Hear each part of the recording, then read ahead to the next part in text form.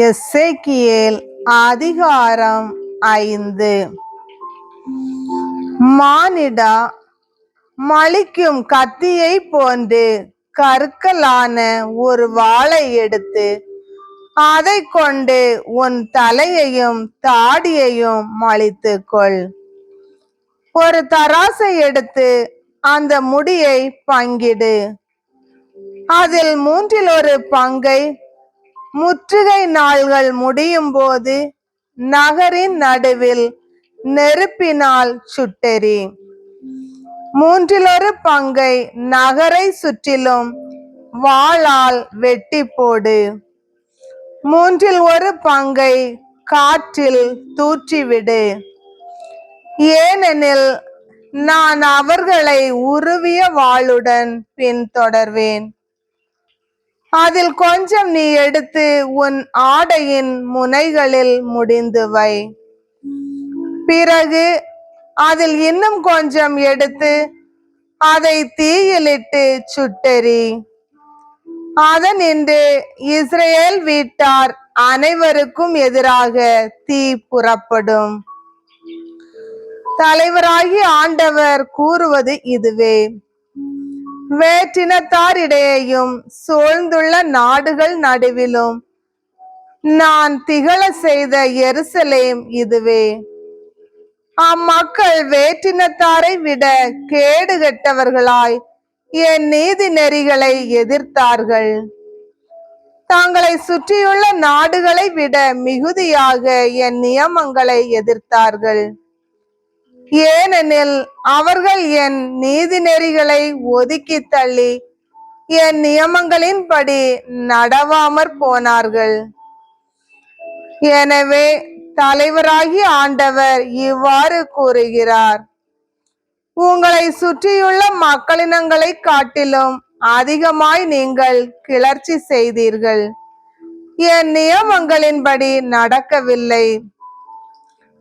என் நீதி நெறிகளை கடைபிடிக்கவில்லை. உங்களை சுற்றியுள்ள மக்களினங்களின் நீதி நெறிகளின் படி கூட நீங்கள் நடக்கவில்லை.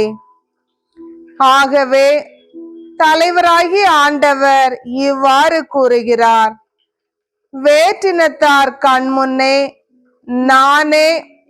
வேற்றினத்தார் கண்முன் நானே உங்கள் நடுவிலிருந்து உங்களுக்கு எதிராக தீர்ப்பு வழங்குவேன். உங்கள் எல்லா அருவருப்பான செயல்களுக்காகவும் நான் இதுவரை செய்யாததும் இனி செய்யாதிருக்க போவதுமான ஒன்றை உங்கள் நடுவே செய்ய போகிறேன். எனவே உங்களுள் பெற்றோர் தம் பிள்ளைகளையும் பிள்ளைகள் தம் பெற்றோரையும் தின்பர். உங்களுக்கு நான் தண்டனை தீர்ப்பு அளித்து உங்களுள் எஞ்சியிருப்போர் அனைவரையும் எல்லா திசைகளிலும் சிதறடிப்பேன். என் மேல் ஆணை, வெறுப்புக்கும் அருவருப்புக்கும் உரிய உங்கள் எல்லா செயல்களாலும் என் திருத்தூயகத்தை நீங்கள் தீட்டுப்படுத்தியதால் நான் உங்களை விட்டு விலகி விடுவேன். என் கண்கள் உங்களுக்கு இரக்கம் காட்டா. இது தலைவராகிய ஆண்டவரின் அறிவிப்பு. உங்களுள் 1/3 பங்கினர் கொள்ளை நோயால் மடிவர், பஞ்சத்தால் அழிவர்.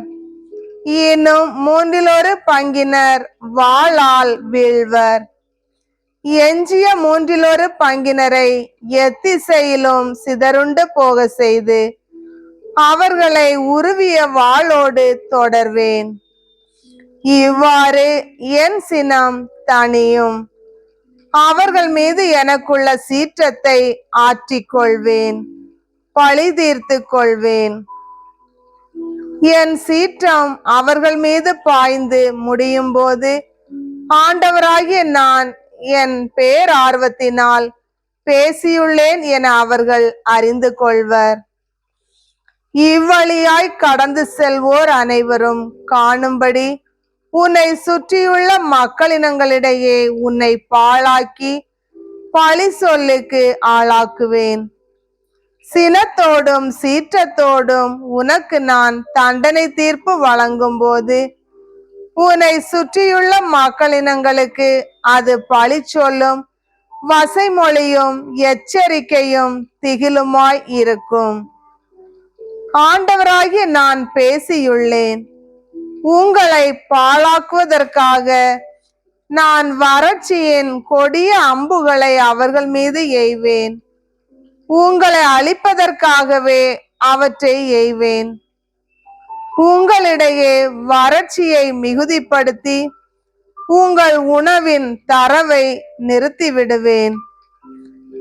நான் வறட்சியையும் கொடிய விலங்குகளையும் உங்கள் மேல் ஏவுவேன். அதனால் நீங்கள் உங்கள் பிள்ளைகளை இழப்பீர்கள். கொள்ளை நோயும் இரத்த களரியும் உங்களிடையே உண்டாகும். ஆண்டவராகிய நானே பேசியுள்ளேன்.